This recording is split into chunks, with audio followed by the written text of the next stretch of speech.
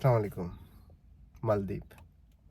বন্ধুরা, আমরা জানি যে মালদ্বীপ, ইন্ডিয়ার সাথে মালদ্বীপের সম্পর্ক দীর্ঘদিনের।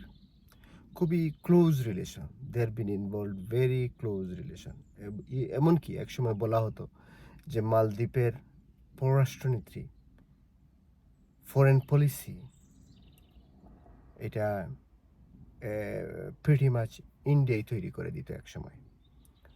ইন্ডিয়া তৈরি করে দিত। সুতরাং বুঝতেই পারতেছেন যে সম্পর্কটা কতটা গভীর ছিল রাজনৈতিকভাবে, মানসিকভাবে এবং পারস্পরিক দেশ হিসাবে, নেইবার কান্ট্রি হিসাবে। এই মালদ্বীপের সাথে সম্পর্কটা শেষ পর্যন্ত ইন্ডিয়া ভালো রাখতে পারেনি। ভালো রাখতে পারেনি এই কারণে যে সব কিছুতে তাদের ইনভলভমেন্ট। সব কিছুতেই তারা চায় তাদের সিদ্ধান্ত বাস্তবায়িত হবে, তাদের স্বার্থ বাস্তবায়িত হবে।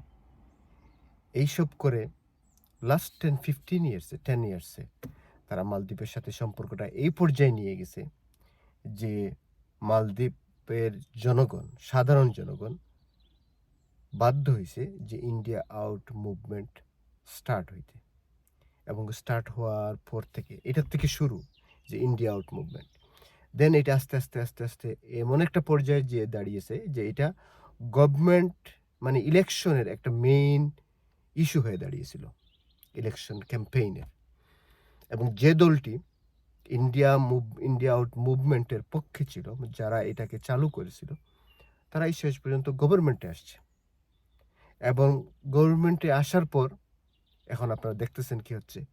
যেমন তারা প্রথমেই বলছে যে ইন্ডিয়াতে কোনো মালদ্বীপে কোনো ইন্ডিয়ান সোলজার থাকবে না। আগে দেখেন, আজকে দীর্ঘদিন ধরে ইন্ডিয়ান সোলজার মালদ্বীপে ছিল। একটা দেশে আরেকটা দেশের সোলজার থাকা মানে, যেটাকে বুটস ইন দ্য গ্রাউন্ড বলে ফরেন পলিসিতে, it's a very vital issue. এটা অনেক কিছু মিন করে। যাই হোক, অথচ যেটা বলতে চাচ্ছিলাম যে এই ইন্ডিয়া আউট মুভমেন্টটা যখন মালদ্বীপে শুরু হয়, তখন থেকে ইন্ডিয়া ঠিক একই রকম, এখন যেমন বাংলাদেশে ইন্ডিয়া মুভমেন্ট আউট শুরু হয়েছে, এইটার এগেনিস্টে যা যা করেছিল সব করেছে মালদ্বীপে, এবং তারা ব্যর্থ হয়েছে।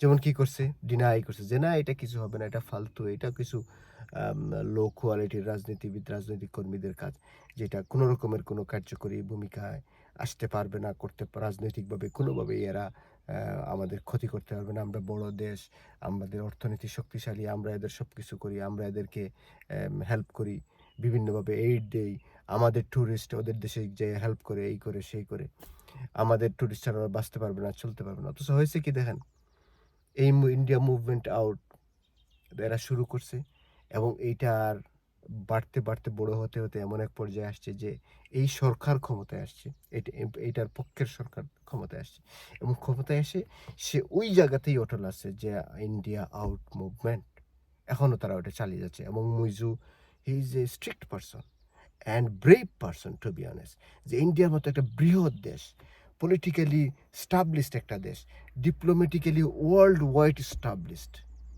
আপনারা বুঝতে পারতেছেন কিনা ডিপ্লোম্যাটিক্যালি কতটা শক্তিশালী ইন্ডিয়া এই মুহূর্তে world wide, because against China. কারণ পশ্চিমা world, western world supporting India as a enemy of China. চায়নারে প্রোটেক্ট করার লাগে এরা তাকে যা কিছু করার সব সাপোর্ট দিয়ে যাচ্ছে। কিন্তু এইরকম একটা দেশের সাথে মুইজু ফাইট একা করতেছে, এবং এখনও টিকে আছে, এবং বুক ফুলিয়ে মাথা উঁচু করে টিকে আছে। ইন্ডিয়া কিছুই করতে পারে নাই, স্টপ করতে পারে নাই। অথচ ইন্ডিয়া বলছিল না যে আমাদের ট্যুরিস্টরা তোমরা চলতে পারবে না। আপনারা জানেন যে এই ইন্ডিয়া আউট মুভমেন্ট স্টার্ট হওয়ার পর থেকে মালদ্বীপে ট্যুরিস্ট বেড়েছে। ইন্ডিয়ানরা যাওয়া বন্ধ করছে, কিন্তু পৃথিবীর অন্যান্য দেশের মানুষ আসা শুরু করছে। এই জন্যই নাথিং ইজ ইম্পসিবল। যেটা দরকার সেটা হচ্ছে আপনার উইল পাওয়ার, আপনি কি করতে চান। আমাদের ইন্ডিয়া আউট মুভমেন্ট বাংলাদেশেও ইনশাল্লাহ সফল হবে, এবং ভালোভাবে সফল হবে। ইন্ডিয়া যত রকমের চক্রান্ত করতেছে, কূটকৌশল করতেছে, কোনো কিছুই কাজে আসবে না ইনশাল্লাহ। God bless Bangladesh. সবাই ভালো থাকেন।